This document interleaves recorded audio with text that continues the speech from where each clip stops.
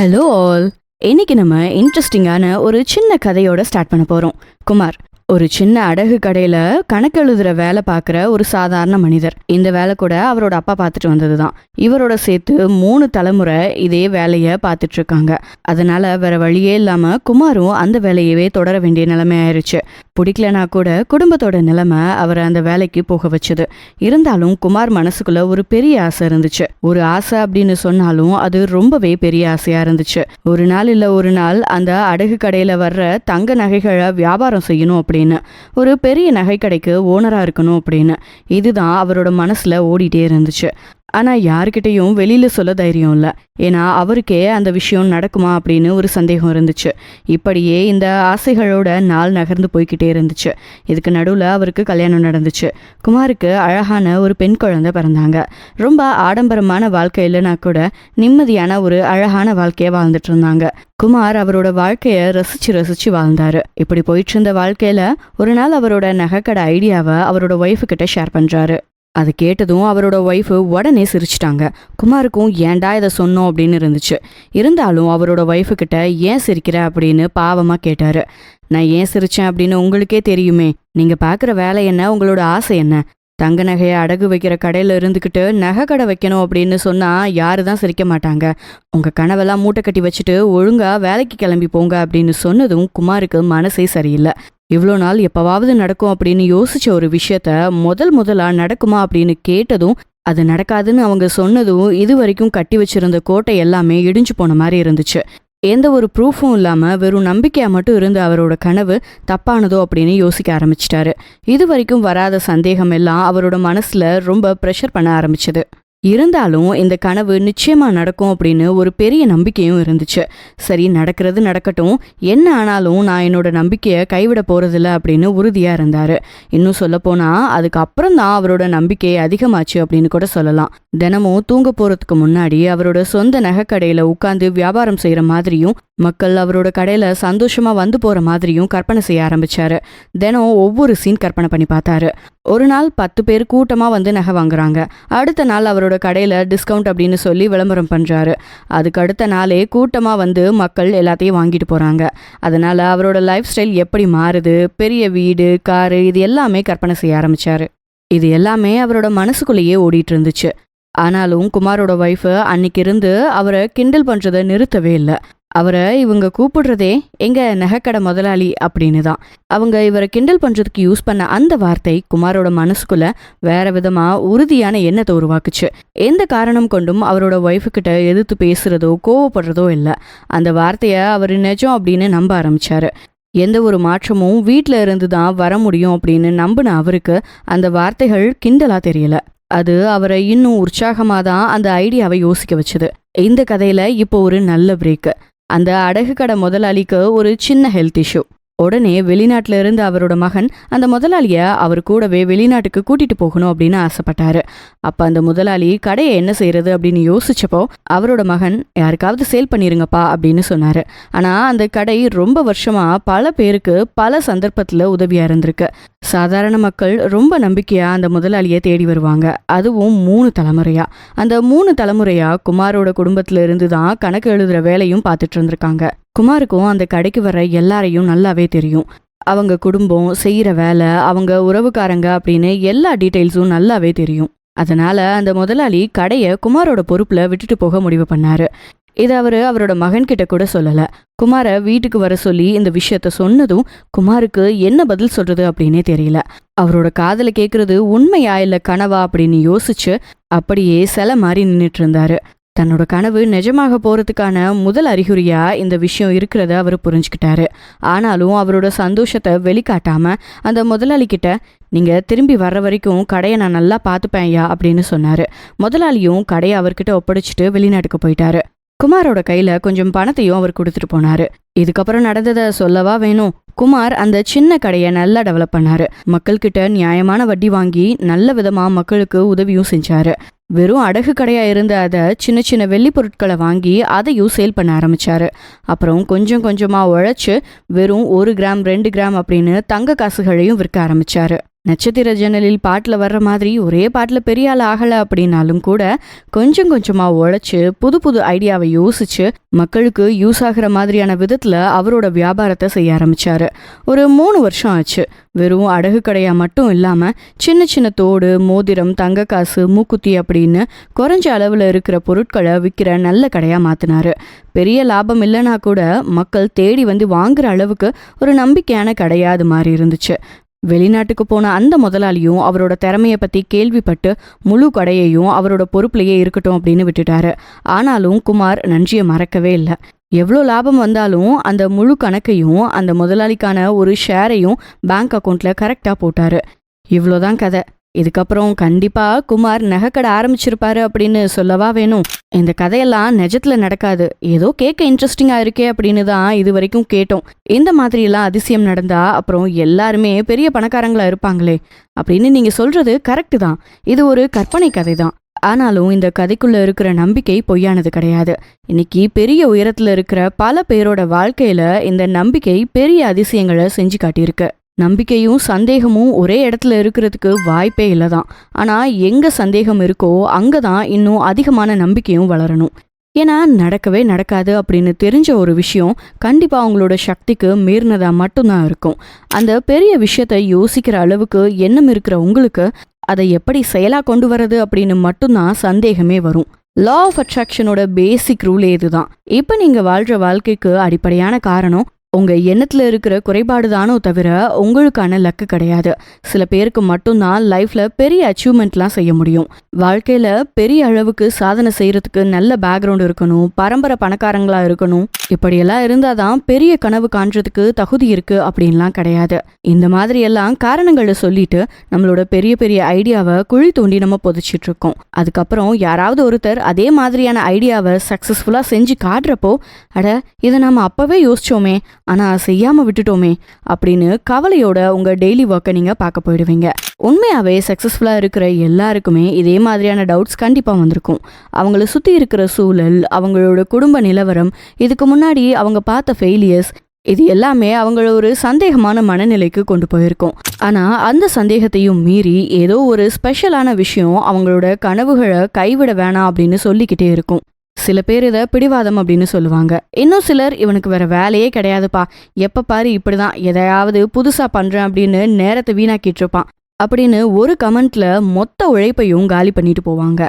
ஆனா லைஃப்ல பெரிய நிலைக்கு வந்தே ஆகணும் அப்படின்னு உறுதியா இருக்க ஒருத்தருக்கு இந்த சந்தேகம், சூழ்நிலை, சுத்தி இருக்கிற மனிதர்கள் கொடுக்கிற நெகட்டிவிட்டி, இது எல்லாத்தையும் கடந்து வர்றதுக்கான வழிகள் நல்லாவே தெரியும். இந்த மாதிரியான ஒரு நெகட்டிவான சூழல்ல கூட உங்க மனசுல இருக்கிற சந்தேகத்தையும் மீறி உங்களுக்கான விஷயங்களை மேனிஃபெஸ்ட் பண்ற வழிகள் என்ன? அதை பெருசு சின்னது அப்படின்னு கேட்டகரைஸ் பண்ணாம உங்க மைண்ட்ல இருக்கிற அந்த எண்ணத்தை ரியாலிட்டியில பாக்குறதுக்கான மனநிலையை வளர்த்துக்கிறதுக்கான விதி என்ன? வாங்க அதை பத்தி தெரிஞ்சுக்கலாம். இந்த பதிவு பல பேரோட லைஃப்ல நடக்கிற விஷயங்களோட நல்லாவே ஒத்து போகும். ஏன்னா சராசரியா இங்க எல்லாருக்குமே பெரிய பெரிய கனவுகள் இருக்கு. ஆனா அதை அடையிற வழிகள் தெரியாம சூழ்நிலையை குறை சொல்லிட்டு தன்னை பத்தின குறைவான எண்ணங்களோட அந்த கனவை கைவிட்டு நார்மலான லைஃப்ல சிக்கி இருக்கிறவங்களோட எண்ணிக்கை தான் இங்க அதிகமா இருக்கு. அதுல ஒருத்தரா நீங்க இல்லாம இருக்கணும் அப்படின்னா தொடர்ந்து இந்த பதிவை கேளுங்க. உங்க லைஃபை உங்களுக்கு பிடிச்ச மாதிரி மாத்திக்கிற வழிகளை நீங்களே உருவாக்கிக்கோங்க. சுத்தி இருக்கிற சூழல் உங்களை அடுத்த ஸ்டெப்புக்கு போக விடாம தடுக்குதா? எப்பவுமே ஒரு நெகட்டிவான என்விரான்மெண்ட்லயே இருக்க வேண்டிய கட்டாயத்துல இருக்கீங்களா? உங்களோட லைஃப்ல ஒவ்வொரு ஸ்டேஜ்லயும் ஒரு நபர் உங்களோட எபிலிட்டியை கேள்வி கேட்டுக்கிட்டே இருப்பாரு. அவரை போன்ற நபர்களை நீங்க நெகட்டிவான நபரா எடுத்துக்க கூடாது. அந்த மாதிரியான நபர்கள் சொல்ற விஷயத்துல உங்களுக்கு சேலஞ்சிங்கா இருக்கிற விஷயங்களை தேர்ந்தெடுங்க. அதை ஓவர் பண்ற வழிகளை தேடி கண்டுபிடிங்க.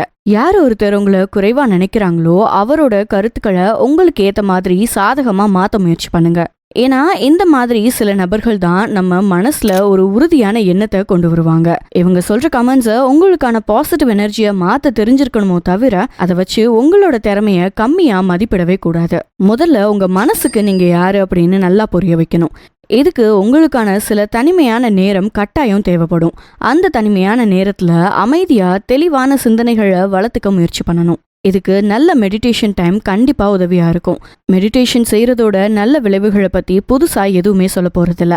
ஆனா இங்க இருக்கிற எல்லா பிரச்சனைகளுக்கும் ஒரு சரியான சிறப்பான மருந்து, ஒரு நல்ல சொல்யூஷன் இந்த மெடிடேஷனா மட்டும்தான் இருக்க முடியும். மேனிஃபெஸ்டேஷனோட பேசிக் ஐடியாவே ஒரு தெளிவான நல்ல எண்ணம். இந்த தெளிவான எண்ணம் இருந்தா உங்களோட எந்த ஆசையையும் கனவையும் நிறைவேற்றுற வழிகளை நீங்களே உருவாக்க முடியும். இப்ப நடக்கிற ட்ரெண்ட்ல உங்களை சுத்தி நடக்கிற தேவையில்லாத விஷயங்கள், நல்லது கெட்டது, புரிஞ்சது புரியாதது அப்படின்னு எல்லாமே உங்களோட பெர்மிஷனே இல்லாம உங்க காதுக்கு வந்துகிட்டே இருக்கு. நீங்க எவ்வளவு முயற்சி பண்ணாலும் அந்த குப்பைகளை உங்க மனசுக்குள்ள போக விடாம தடுக்கவே முடியாது. முடிஞ்ச அளவுக்கு ஒரு சில நிமிஷமாவது உங்க மைண்ட்ல அந்த தேவையில்லாத தகவல்கள், செய்திகளை நுழைய விடாம செய்யறதுக்கான வழி உங்களுக்கான இந்த ஆழ்ந்த தியான நேரம் மட்டும்தான். இதுல உங்களுக்கான எண்ணங்களை தெளிவா நீங்க யோசிக்க முடியும். உங்களோட தேவை என்ன, உங்க கனவு என்ன, எந்த நிலை உங்களுக்கான சிறப்பான வாழ்க்கையை தர முடியும், இப்படி தெளிவான சிந்தனைகளை வளர்த்துக்க தினமும் மெடிடேஷனுக்கு ஒரு நேரத்தை ஒதுக்கியே ஆகணும். இதை ரெகுலரா ஃபாலோ பண்றப்ப உங்களை சுத்தி இருக்கிற நெகட்டிவிட்டியை கொஞ்சம் கொஞ்சமா அவாய்ட் பண்ண கத்துக்குவீங்க. உங்களை சுத்தி என்ன நடந்தாலும் உங்களுக்கான விஷயங்களை கவனிக்க ஆரம்பிப்பீங்க. பொதுவாகவே நெகட்டிவான சூழல் அப்படின்னு எதுவுமே இருக்கிறது இல்ல. எந்த ஒரு சூழலும் யாரோ ஒருத்தருக்கு நல்ல விதமானதா தான் இருக்கும். ஒரே மாதிரியான சூழல்ல இருக்கிற 2 பேரு அதை அப்ரோச் பண்ற விதத்துல வேற மாதிரியான பலன்களை அனுபவிக்கிறாங்க. அதனால முடிஞ்ச வரைக்கும் எந்த ஒரு தடையையும், நெகட்டிவான சூழலையும் ஒரு பதட்டத்தோட அணுகாம தெளிவான மனசோட அந்த சிச்சுவேஷனை ஹேண்டில் பண்ண பழகிக்கோங்க. இந்த நிலையில எனக்கு தேவைப்படுற மாதிரியான விஷயங்கள் ஏதாவது இருக்கா, இந்த சூழல் நிரந்தரமானதா, அப்படி நிரந்தரம் இல்லை அப்படின்னா அதை எப்படி எனக்கு சாதகமா மாத்திக்க முடியும், இந்த சூழல் தப்பா இருக்கா, இல்ல அதை பத்தின என்னோட எண்ணங்கள் தப்பானதா இருக்கா, இந்த மாதிரியான கேள்விகள் உங்களோட எண்ணத்துல ஒரு சேஞ்சை கொண்டு வரும். நீங்க யோசிக்கிற விதத்தை மாத்தினாலே உங்களோட பெரும்பாலான பிரச்சனைகளுக்கு ஒரு சொல்யூஷன் கிடைக்கும். இந்த இடத்துல தான் நல்ல அஃபர்மேஷன்ஸ் உங்களுக்கு கை கொடுக்கும். பாசிட்டிவான அஃபர்மேஷன்ஸ் உங்களோட மைண்ட்ல இருக்கிற நெகட்டிவான எண்ணங்களை மாற்ற வைக்கும். நீங்க திரும்ப திரும்ப ரிப்பீட்டடா சொல்ற அந்த வார்த்தைகளை தான் உங்களோட ஆழ்மனசு உண்மை அப்படின்னு நம்பும். ஆனா நம்ம எல்லாருமே ரொம்ப நாளா நம்மளை பத்தியும் நம்மளோட திறனை பத்தியும் நெகட்டிவான வார்த்தைகளை வச்சு மட்டுமே தான் சொல்லிட்டு இருக்கோம். இதை தன்னடக்கம் அப்படின்னு நினைச்சு சில பேர் இன்னும் ஃபாலோ பண்ணிட்டு தான் வராங்க. நமக்கெல்லாம் இது செட் ஆகாதுங்க, அவரை மாதிரியெல்லாம் நம்மளால செய்ய முடியுமா, இப்படி உங்களை நீங்களே மட்டப்படுத்தி பேசுற வார்த்தைகளை அடிக்கடி யூஸ் பண்றதால உங்களை சுத்தி இருக்கிறவங்க மட்டும் இல்ல, உங்களோட அடிப்படையான நம்பிக்கையே மாறி போயிடும். உங்க மேல உங்களுக்கே சந்தேகம் வரும். சூழ்நிலை, அதுல இருக்கிற மனிதர்கள் மாதிரியே உங்களை பத்தி நீங்க வச்சிருக்கிற குறைவான மதிப்பீடுகள் உங்களோட நம்பிக்கையை குறைக்கும். நாளாக நாளாக நீங்க திரும்ப திரும்ப சொல்ற அந்த வார்த்தைகள் தான் உங்களோட உண்மையான குணமா மாறிடும். என்னதான் உங்களோட சூழ்நிலையையும் அதுல இருக்கிற மனிதர்களையும் நீங்க அவாய்ட் பண்ணாலும் உங்களுக்குள்ள இருக்கிற அந்த நெகட்டிவிட்டியை, சந்தேகங்களை தாண்டி வர்றதுதான் உண்மையான போராட்டமா இருக்கும். இந்த செல்ஃப் டவுட்டை நீங்க சரி செய்யாம போனா அதுவே உங்களோட திறமைக்கு சவாலா மாறும். உங்களோட திறன் மேல உங்களுக்கு நம்பிக்கையே இல்லாத சூழல்ல நீங்க எடுக்கிற எல்லா முடிவுகளையும் ஒரு தடவைக்கு 2 தடவை யோசிக்க ஆரம்பிங்க. இதுவா அதுவா அப்படின்னு ஒரு குழப்பம் இருந்துகிட்டே இருக்கும். மேனிஃபெஸ்டேஷனுக்கு மட்டும் இல்ல, உங்களோட நார்மல் லைஃப்லயே இது ரொம்ப மோசமான விளைவுகளை ஏற்படுத்தும். ஏன்னா ஒரு குழப்பமான சிந்தனையோட நீங்க எடுக்கிற முடிவுகள் உங்க வேலைய, உங்களோட லைஃப் ஸ்டைலை பெருசா பாதிக்கும். ஒரு அடிப்படை தெளிவு இல்லாம போனா சின்ன விஷயங்களை கூட சக்சஸா பார்க்க முடியாம கஷ்டப்படுவீங்க. அதே போல சில பேருக்கு இந்த செல்ஃப் டவுட்டோட இன்னொரு வெர்ஷனா ஓவர் கான்ஃபிடென்ட்டும் இருக்கும். இந்த மனநிலையும் உங்களை தெளிவான முடிவுகளை எடுக்க விடாது. எமோஷனலா யோசிச்சு நீங்க எடுக்கிற எந்த ஒரு முடிவும் உங்களோட நீண்ட கால நிலையான வாழ்க்கைக்கு கரெக்டான தீர்வை தரவே முடியாது. ஸோ இப்போ இந்த செல்ஃப் டவுட்டுக்கான காரணங்களை பற்றி பார்க்கலாமா? முதல் காரணம், பாஸ்ட் ஃபெயிலியர்ஸ். எல்லாருக்குமே ஒரு ஃபெயிலியர் ஸ்டேஜ் இருக்கும். அதை கடந்து வந்தால் மட்டும்தான் பல சாதனைகளை செஞ்சு காட்ட முடியும். இது விதி இல்லை, இதுதான் ரியாலிட்டியில இருக்கிற வழி. எந்த ஒரு புது முயற்சியையும் சரியான பிராக்டிஸ் இல்லாம செய்யறப்ப ஒரு சின்ன ஃபெயிலியர்ல போய் அது முடியலாம். ஆனா அந்த ஃபெயிலியர் தான் உங்களோட லாஸ்ட் ஸ்டேஜ் அப்படின்னு எப்பவுமே நினைக்க கூடாது. எல்லாருமே சொல்ற மாதிரி நீங்க தோற்கிற ஒவ்வொரு முயற்சியும் உங்களை வெற்றிக்கு ரொம்ப பக்கத்துல கொண்டு போற வழிகளா மட்டும்தான் இருக்கும். ஃபர்ஸ்ட் அட்டெம்ப்ட்ல ஜெயிச்சவனுக்கு சொல்றதுக்கு ஒரே ஒரு கதை தான் இருக்கும். ஆனா 10 முறை தோத்தவனுக்கு தான் ஒரு சக்சஸ்க்கு தடையா இருக்கக்கூடிய 10 காரணங்கள் தெரிஞ்சிருக்கும். எப்படியெல்லாம் முயற்சி செஞ்சா அந்த தோல்விகளையும் தடையையும் தாண்டி வர முடியும் அப்படின்னு சொல்ல தெரிஞ்சவங்களால மட்டும்தான் நிலையான சக்சஸை பார்க்க முடியும். உங்களோட பாஸ்ட்ல நடந்த விஷயங்களை வச்சு உங்களோட ஃபியூச்சரை டிசைட் பண்ணாதீங்க. இதுவும் கடந்து போகும். எந்த தோல்வியும் ஒரு நாள் வெற்றியாய் மாறும். ரிலேஷன்ஷிப்ல, கெரியர்ல ஒரு புது முயற்சியில வர்ற தோல்விகள் உங்களோட முயற்சிகளை இன்னும் பர்ஃபெக்டா மாத்தணுமோ தவிர உங்க மேல இருக்கிற சந்தேகத்தை அதிகப்படுத்துற விதமா இருக்கவே கூடாது. எந்த ஒரு ஃபெயிலியரையும் கொஞ்சம் டீப்பா அனலைஸ் பண்ண கத்துக்கோங்க. ஜெயிக்கிறப்ப அமைதியா இருக்கணும், தோத்தா இன்னும் அமைதியா இருக்க கத்துக்கணும். ஒவ்வொரு தோல்வியிலையும் நீங்க செஞ்சிருக்க வேண்டியது என்ன, நீங்க கவனிக்காம விட்ட விஷயம் என்ன அப்படின்னு கத்துக்க முயற்சி பண்ணுங்க. எந்த ஒரு பாடம் உங்களுக்கு யாருமே சொல்லித்தர முடியாது. நீங்க எவ்வளவு முயற்சி பண்ணாலும் ஜெயிக்கிறதுக்கான வழிகளை சொல்லித்தர 1000 பேர் இருப்பாங்க. ஆனா இப்படி பண்ணா அது ஃபெயிலியரா போகும் அப்படின்னு சொல்ல யாருமே இருக்க மாட்டாங்க. அது நீங்க மட்டுமே உங்ககிட்ட இருந்து கத்துக்க வேண்டிய பாடம். அதுக்காக எல்லாரும் தோத்து போனா மட்டும்தான் பெரிய வெற்றியை பார்க்கலாம் அப்படின்னு சொல்ல வரல. நல்ல தெளிவான சிந்தனையோட உறுதியான எண்ணத்தோட இருக்கிற பலருக்கு முதல் அட்டம்ப்ட்லயே சக்சஸ் கிடைக்கும். ஆனாலும் அந்த சக்சஸை தக்க வச்சுக்கிறதுக்கான வழிகளையும் தெரிஞ்சு வச்சிருக்கணும். ஒருவேளை ஒரு பெரிய சக்சஸ்க்கு அப்புறம் ஒரு சின்ன சர்க்கிள் வந்தா உடனே மனசை தளர்ந்து போக விடக்கூடாது. அதுல இருந்து புது விஷயத்த கத்துக்கிட்டு உடனே உங்க வெற்றியை நோக்கி நீங்க போக ஆரம்பிக்கணும். ஜெயிக்கிறவங்க தோக்குறதும் தோக்குறவங்க திரும்ப ஜெயிக்கிறதுக்கான வழிகளை தேடுறதும் தான் வாழ்க்கை. இத புரிஞ்சுக்கிட்டா அவங்களோட பாஸ்ட்ல நடந்த விஷயங்களை, அதனால வர்ற சந்தேகத்தை ஈஸியா அவாய்ட் பண்ண முடியும். Next, unknown zone. எந்த ஒரு மேனிஃபெஸ்டேஷன் ப்ராசஸையும் ஸ்டார்ட் பண்றப்போ ஏதோ ஒரு புது ஜோனுக்குள்ள போற மாதிரியான ஃபீல்ல இருப்பீங்க. அந்த சக்சஸ், புது ரிலேஷன்ஷிப், அந்த புது அனுபவம் உங்களோட கான்ஷியஸ் மைண்டை கன்ஃபியூஸ் பண்ணும். எந்த புது முயற்சியையும் ஸ்டார்டிங்ல ஒரு பயத்தை கொடுக்கும். அடுத்து என்ன நடக்கும் அப்படின்னு தெரியாத நிலை உங்களை எந்த முடிவையும் எடுக்க விடாது. இது வரைக்கும் இருந்த அந்த சேஃப் ஜோன்ல கிடைக்கிற அந்த ஒரு கம்ஃபர்டான மனநிலை, இது உங்களை எந்த ஒரு புது முயற்சியையும் செய்ய விடாம தடுக்கும். வாழ்க்கை மாறணும் அப்படின்னு ஆசைப்படுறவங்க கூட ஒரு புது இடத்துக்கு போறதையும் புது மனிதர்கள் கூட பழகுறதையும் அன்கம்ஃபர்டபுளான ஃபீலா நினைப்பாங்க. இந்த சேஞ்சை அக்செப்ட் பண்ணிக்க முடியாம போறதால அவங்க எபிலிட்டி மேல இருக்கிற நம்பிக்கை குறைய ஆரம்பிக்கும். இன்னொரு முக்கியமான காரணம், நம்ம கிட்ட இருக்கிற லிமிட்டிங் பிலீஃப்ஸ். எல்லா விஷயத்துக்கும் ஒரு தப்பான நம்பிக்கை இருக்கும். என்னால இது முடியாது, எனக்கு இதெல்லாம் செட் ஆகாது, இப்படி நம்ம மேல நமக்கே இருக்கிற இந்த லிமிட்டிங் பிலீஃப்ஸ் நம்மளோட மேனிஃபெஸ்டேஷன் ப்ராசஸை பெரிய அளவுக்கு பாதிக்கும். சுத்தி இருக்கிற யாரு எதை சொன்னாலும் உங்க மேல உங்களுக்கு நம்பிக்கை இல்லாதப்போ எந்த ஒரு சின்ன விஷயத்தையும் முழு ஈடுபாடோட செய்ய மாட்டீங்க. ரொம்ப நாளா இந்த மாதிரியான தப்பான நம்பிக்கைகளை வச்சு எந்த ஒரு பெரிய விஷயத்தையும் ட்ரை கூட பண்ணாம ஒரே மாதிரியான லைஃப் ஸ்டைல்ல இருக்கிறத தான் நார்மலான லைஃப் அப்படின்னு நம்புவீங்க. இந்த உலகத்துல பிறக்கிற எல்லா மனிதர்களும் சூப்பர் மேனா தான் பிறக்கிறாங்க. எல்லாருக்கும் ஒரே மாதிரியான திறமையும் சிந்திக்கிற திறனும் இருக்கும். ஆனா இத முழுசா நம்புற சிலர் மட்டும்தான் லைஃப்ல பெரிய விஷயங்களை சாதிக்கிறவங்களா இருப்பாங்க. மத்தவங்க எல்லாரும் அவங்கள ஆச்சரியமா பார்த்து அவங்களுக்கு மட்டும் ஏதோ ஸ்பெஷலான பவர் இருக்கு அப்படின்னு நினைச்சுக்கிறாங்க. உண்மையா பார்க்க போனா நம்ம ஒவ்வொருத்தருக்குமே பெரிய விஷயங்களை சாதிக்கிற திறன் இருக்கவே செய்யுது. அதை செய்ய விடாம தடுக்கிறது ஒவ்வொருத்தருக்கும் இருக்கிற லிமிட்டிங்கான நம்பிக்கை தான். எனக்கு இவ்வளோதான் வரும் அப்படின்னு ஆழமா நம்பிட்டா அதுக்கு மேல எதுவுமே யோசிச்சு கூட பார்க்க முடியாத நிலைக்கு உங்களை நீங்களே கொண்டு போயிடுவீங்க. இது மேனிஃபெஸ்டேஷன் ப்ராசஸ்க்கு இருக்கிற ஒரு பெரிய தடை. இந்த லிமிட்டிங் பிலீஃபை போக வைக்கிற ஒரே வழி அஃபர்மேஷன் மட்டும்தான். நான் சிறப்பான வாழ்க்கைய வாழ தகுதியானவன், என்னோட தகுதியும் திறமையும் என்னோட நல்ல வாழ்க்கைக்கு உதவும். இந்த மாதிரியான பாசிட்டிவ் அஃபர்மேஷன்ஸை திரும்ப திரும்ப சொல்றது மூலமா உங்களோட மைண்ட்ல ஆழமா ஊறி போய் இருக்கிற அந்த லிமிட்டிங் பிலீஃப்ஸை நீங்க போக வைக்க முடியும். எந்த ஒரு கஷ்டமான சூழலையும் சமாளிக்கிற திறனை வளர்த்துக்க முடியும். இந்த அஃபர்மேஷன்ஸை அவ்வளோ சாதாரணமா நினைக்க வேண்டாம். இது வரைக்கும் லைஃப்ல வெறும் நெகட்டிவான வார்த்தைகளை மட்டுமே நம்பிட்டு இருந்த உங்க ஆழ் மனசுக்கு இந்த மாதிரியான பாசிட்டிவ் வார்த்தைகள் ஒரு பெரிய மாற்றத்தை கொண்டு வரும். எப்படி இது வரைக்கும் இதெல்லாம் என்னால செய்ய முடியாது அப்படின்னு உங்களுக்கு நீங்களே சொல்லிட்டு அதை நம்பிட்டு இருந்தீங்களோ அதே போல உங்க தைரியத்தையும் நம்பிக்கையையும் அதிகப்படுத்துற பாசிட்டிவ் வார்த்தைகளை ரிப்பீட்டடா சொல்ல வைக்கிறது தான் இந்த அஃபர்மேஷன்ஸோட வேலை. அஃபர்ம், உறுதி. உங்க மனசுக்குள்ள உறுதியா நடந்தே ஆகும் அப்படின்னு நம்புற விஷயங்களை திரும்ப திரும்ப பதிய வைக்கிற முயற்சிகளை செஞ்சாலே பெரிய மாற்றங்களை பார்க்க முடியும். உங்களோட மேனிஃபெஸ்டேஷன் ப்ராசஸையும் ஈஸியாக்க முடியும். எல்லாத்தையும் பர்ஃபெக்டா செய்யணும் அப்படின்ற எண்ணம் கூட சில சமயம் ஒரு சந்தேகத்தை உருவாக்கும். எந்த விஷயமும் பர்ஃபெக்டானதா இருக்கிறது இல்ல. சின்ன சின்ன குறைகள் இருந்தாலும் ஒரு பெரிய விஷயத்த அச்சீவ் பண்றப்போ இது எல்லாத்தையும் கடந்துதான் வந்தாகணும். எல்லாமே பர்ஃபெக்டா இருந்தாதான் எந்த வேலையையும் செய்வேன் அப்படின்னு உட்கார்ந்துட்டு இருந்தா அந்த பர்ஃபெக்டான டைம் சூழ்நிலை கடைசி வரைக்கும் வரவே வராது. எந்த சூழ்நிலையும் நேரத்தையும் உனக்கேற்ற மாதிரி மாத்திக்கிட்டு உங்களுக்கு தேவையான விஷயங்களை செஞ்சா மட்டும்தான் சக்சஸை பார்க்க முடியும்.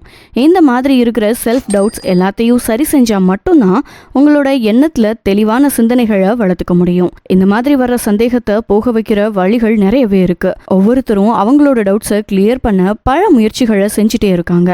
அதுல முக்கியமான பொதுவான சில வழிமுறைகளை நாம இப்ப தெரிஞ்சுக்கலாம். அவேர்னஸ். எந்த ஒரு விஷயத்தையும் ஒரு புரிதலோட அப்ரோச் பண்ணணும். உங்களை பத்தியும் உங்களை சுத்தி இருக்கிற மனிதர்கள் சூழலை பத்தின புரிதலும் விழிப்புணர்வும் உங்களுக்கு வர்ற எல்லா சந்தேகத்துக்கும் ஒரு சொல்யூஷனை கண்டுபிடிக்க வைக்கும். உங்களோட சந்தேகத்துக்கான காரணம் என்ன அப்படின்னு கண்டுபிடிக்க முடிஞ்சா அதை ஈஸியா போக வைக்கிற வழிகளையும் தெரிஞ்சுக்கலாம். உங்களோட பாஸ்ட் இன்சிடென்ட்ஸே உங்களோட மனநிலையா இல்ல உங்களை சுத்தி இருக்கிற சொசைட்டி சொல்ற விஷயங்களா, எதனால உங்களோட மேனிஃபெஸ்டேஷன் நடக்காது அப்படின்னு நீங்க நம்புறீங்க? இந்த காரணத்தை தேட முடிஞ்சா உங்களோட பாதி பிரச்சனைக்கு தீர்வு கிடைச்சிரும். அடுத்த விஷயம் ஜர்னலிங். எழுதுற ஹேபிட் உங்களோட பெரிய பிரச்சனைக்கும் சொல்யூஷன் கண்டுபிடிக்கிறத ஈஸியா மாத்திரும். உங்களை பத்தின அவேர்னஸை உருவாக்கிக்கிறதுக்கும் எதில் உங்களுக்கு லிமிட்டிங் தாட்ஸ் இருக்கு அப்படின்னு பார்த்து அதை சரி செய்யற வார்த்தைகளை ஜர்னலிங்கா எழுத ஆரம்பிங்க. உதாரணமா, எனக்கு அந்த அளவுக்கு திறன் இல்லை அப்படின்னு உங்க மேலேயே உங்களுக்கு நம்பிக்கை இல்லாத நிலை இருந்தா, என்னோட திறமைய முழுசா வெளிப்படுத்தும் முயற்சிகளை மட்டுமே செய்வேன் அப்படின்னு உங்களோட லிமிட்டிங் பிலீஃப்ஸை மாத்திர பாசிட்டிவான வார்த்தைகளை ஜர்னலிங்ல எழுதுங்க. வார்த்தைகளுக்கு சக்தி அதிகம். மனசுக்குள்ள சொல்ற வார்த்தைகளுக்கே அவ்வளோ பவர் இருக்கிறப்போ அதை வாக்கியமா எழுதுறப்போ ரொம்ப உறுதியா அந்த விஷயத்த நம்ப ஆரம்பிச்சிருவீங்க. இந்த ஜர்னலிங் ஹேபிட்னால உங்க பிரச்சனைக்கான சொல்யூஷன்ஸ் பத்தி நீங்க யோசிக்க முயற்சி செய்வீங்க. உங்க மேல இருக்கிற நம்பிக்கையையும் வளர்த்துக்க முடியும். அடுத்து நீங்க செய்ய வேண்டியது செலிப்ரேட் ஸ்மால் வின். உங்க மேல இருக்கிற நம்பிக்கைகள் அதிகமாகிறப்போ லைஃப்ல சின்ன சின்ன வெற்றிகளை ஈஸியா பார்க்க முடியும். அதெல்லாம் சின்னதுதான் அப்படின்னு அசால்ட்டா விடாம அதையும் பெரிய முயற்சிகளோட தொடக்கமா நினைச்சு கொண்டாட ட்ரை பண்ணுங்க. உங்க கொண்டாட்டம் பெரிய அளவுக்கு இல்லைன்னா கூட உங்களோட திறமைய நீங்களே ரெக்கக்னைஸ் பண்ற அளவுக்கு அதுக்கு இம்பார்ட்டன்ஸ் கொடுக்கணும். சின்ன சின்ன வெற்றிகளை சந்தோஷமா எடுத்துக்கிற மனசு இருந்தா இன்னும் அதிகமான சந்தோஷத்தை தரக்கூடிய நிகழ்வுகளை ஈர்க்க முடியும். மேனிஃபெஸ்டேஷனுக்கான முக்கியமான டூலே எமோஷன்ஸ் தான். ஒரு நல்ல எமோஷனல் ஸ்டேட்டை மெயின்டைன் பண்ண முடிஞ்சா உங்களோட எந்த மேனிஃபெஸ்டேஷன் ப்ராசஸையும் ரொம்ப ஈஸியாக அட்ராக்ட் பண்ண முடியும். இந்த சின்ன வெற்றிகள் உங்கள் மேலே இருக்கக்கூடிய நம்பிக்கையை அதிகமாக்கும், உங்களோட மதிப்பை உயர்த்தும். அடுத்தது ரொம்ப முக்கியமான வழி டிட்டாச்மெண்ட்.